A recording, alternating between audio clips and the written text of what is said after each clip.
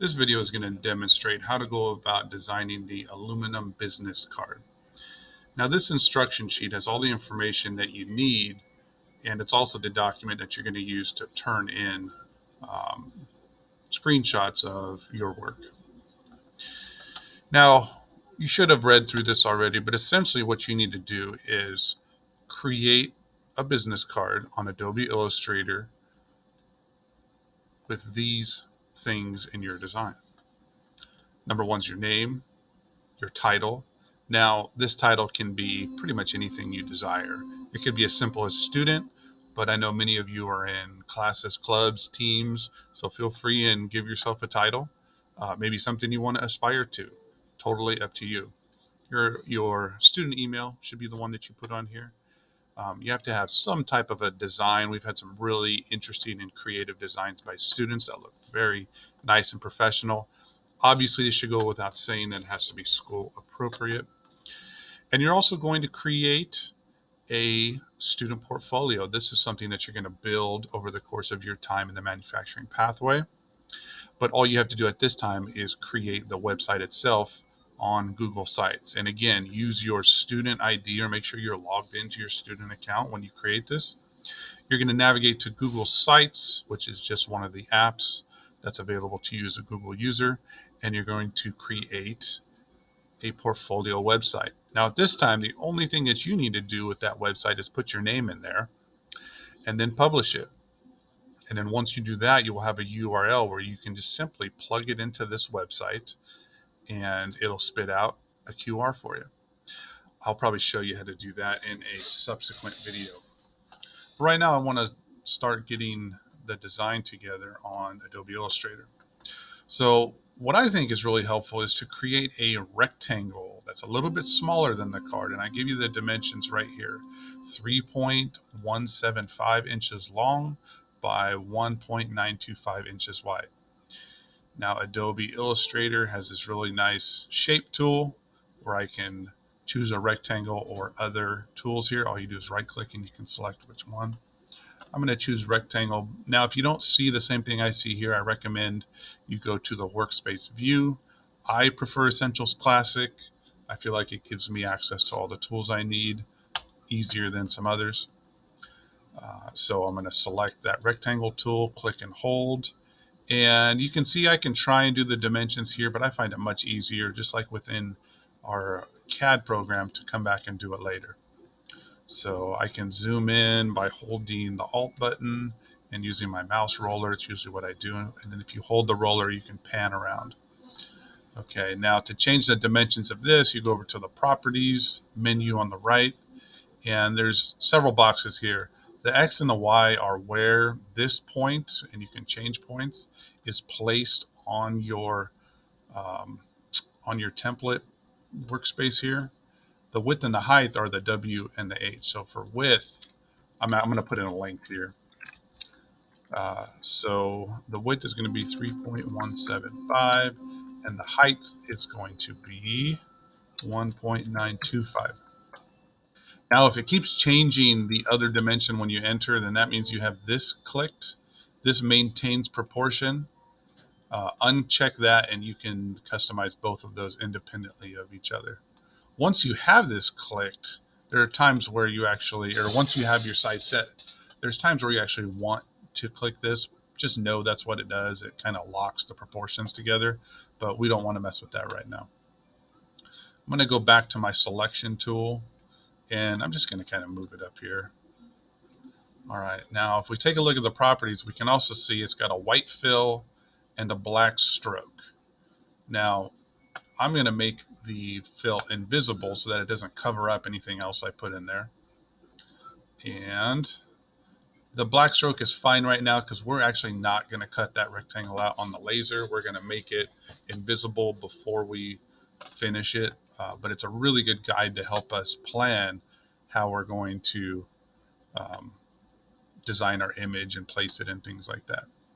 First thing I'm going to do is I'm going to grab the text tool, and I need some text in here, right? I need my name, title, email account, and this box over here is where you'd want to select The only thing I would recommend is select something that's legible that you can see easily.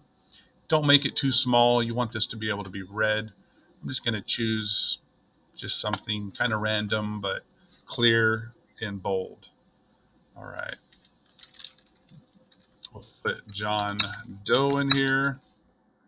And I'm going to do my name in a little bit larger font than all the other information because let's face it, that's the most important thing on a business card, right? Is your name. Now I can use the same text box. I can use a different text box. Totally up to you. I'm going to use the same one so that the formatting's kind of there. I'm going to put 12-point font for the other information, which is going to be my title. Let's say John is a class officer. Let's say club president. How about that? Now I'm going to make that font. What did I say? 12 point. Okay. And then on the next line, let's put, let's see, what would the format be? Don. Oh, John Doe. So just depends on the format here. Just put your email address in.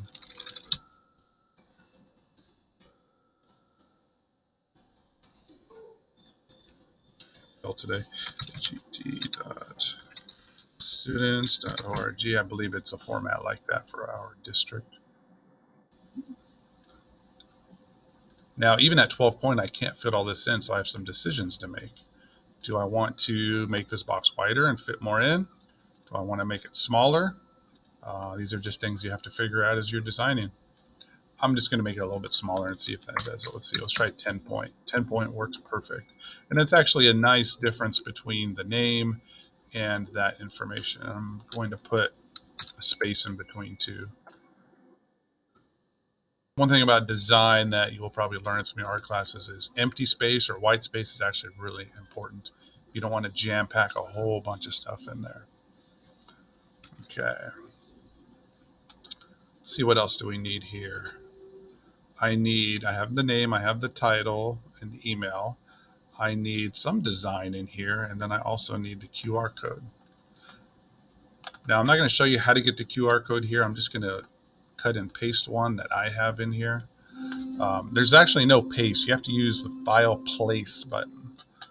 It's different in this program than I think every other I've used. It took me a little while to figure that out. All right, and I have a QR code here. You're going to need the SVG. That's really the best thing to use, SVG. So when you go to that website, make sure you download the SVG. All right, now when you place it, oh my gosh, it's massive, right? So we need to shrink this down, but that's easy.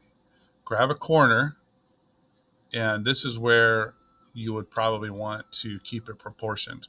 If you don't keep it proportioned, what happens is you shrink it or stretch it, and it's probably not going to read as a QR after that. But you can do two things here. You can click that chain link button, or you can hold shift, and that keeps it proportional as you are resizing it. So there again, you can hold down shift, or you can click that chain button next to the dimensions. And then I'm going to move that on my card, zoom in again, alt and roller.